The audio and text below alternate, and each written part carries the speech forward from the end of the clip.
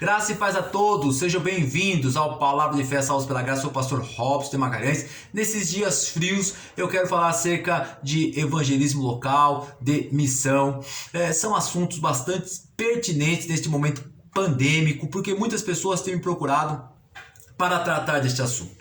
Mensalmente, nas igrejas sérias, são realizados cultos de missões para tratar acerca do evangelismo local, bem como também para trazer uma conscientização da importância de orarmos, de contribuirmos para que a obra missionária transcultural ela seja realizada por muitos missionários sérios que há no Brasil espalhado neste mundo afora. Bem como uma vez por ano são realizados grandes congressos nessas igrejas para que esses temas possam sempre estar à tona.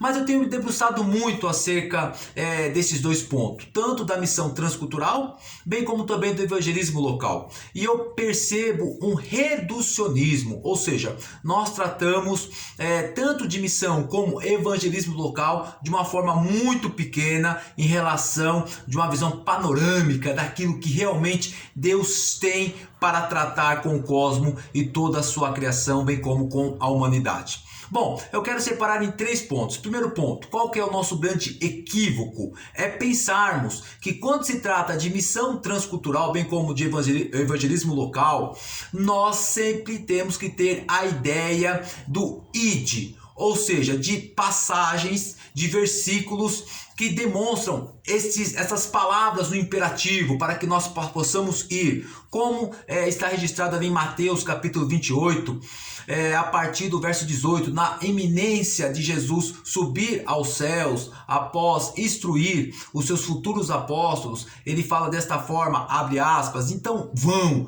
e façam discípulos por todo o mundo, batizando em nome do Pai, do Filho e do Espírito Santo, amém. O que é interessante é que o ide e faça discípulos é uma conjunção no grego que o verbo principal é o fazer discípulo e o id é um particípio. Parafraseando, é um verbo auxiliar. Portanto, a ideia do imperativo é fazer discípulo, é ensinar a pessoa que Deus se encarnou na pessoa de Jesus.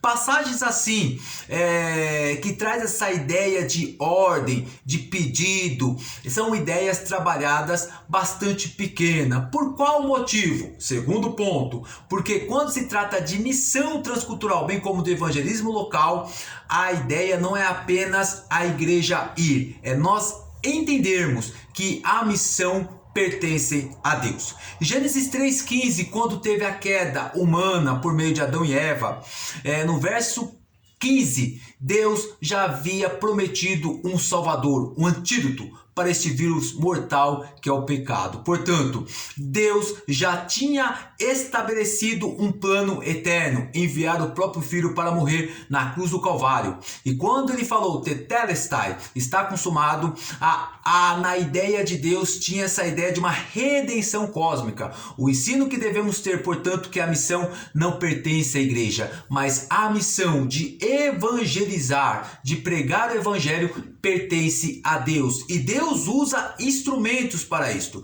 Se Israel falhou no Antigo Testamento, nós não devemos falhar no Novo Testamento, nesta aliança perfeita na pessoa de Jesus Cristo.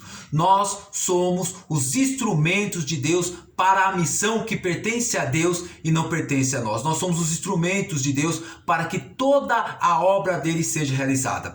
Uma coisa bem interessante é que em Hebreus, no capítulo 1, verso 14, o autor de Hebreus ele traz uma ideia bastante construtiva nessa ideia que eu quero trazer neste vídeo. Ele afirma que os espíritos ministradores, os espíritos enviados por Deus, os anjos, eles estão auxiliando as pessoas que herdarão a vida eterna. Olha que interessante, Atos 10 nós temos a grande passagem de Cornélio. Cornélio tem uma visão, ele tem um contato com os anjos. Pedro da mesma forma tem outra visão, num lugar completamente distante. Pessoal, os anjos não poderiam, o anjo não poderia dizer para Cornélio simplesmente que Deus se encarnou na pessoa de Cristo e que ele precisava crer nesta pessoa e depositar plenamente a sua fé para ser salvo? Sim, mas veja só a burocracia de Deus. Deus, por meio dos seus anjos que estão servindo a Deus neste propósito, traz uma conexão, traz a ida de Pedro até Cornélio. E quem pregou o evangelho foi Pedro. Nós temos a função de pregar o evangelho. Os anjos estão aqui para poder nos auxiliar, para promover a pregação do evangelho. O Espírito Santo tem a função de convencer o homem do pecado, da justiça e do juízo. E a obra crucial, o apogeu, é Jesus Cristo. É este evento que tem que ser pregado. Isto é a missão de Deus. Isto é evangelismo. Não é simplesmente o id, não é simplesmente sairmos da igreja. É nós entendermos que nós fazemos parte dos planos de Deus, que nós, juntamente com os anjos, juntamente com o Espírito Santo, que é o próprio Deus, nós, juntamente com todo este plano maravilhoso de Deus, somos o instrumento perfeito desta engrenagem que deve funcionar para a expansão do cristianismo. Lembre-se disso, você é um instrumento de Deus, você é um instrumento de Deus na tua família, no teu trabalho, na tua faculdade. Deus conta com cada um de nós para que nós possamos promover a expansão do cristianismo e a glória do seu próprio Filho, o nosso Deus chamado Jesus Cristo. Um forte abraço, se inscreva no Palavra de Fé, Salvos pela Graça, e não deixe de dar o seu like. Que Deus abençoe a tua vida, a tua família e o teu ministério. Até o próximo vídeo.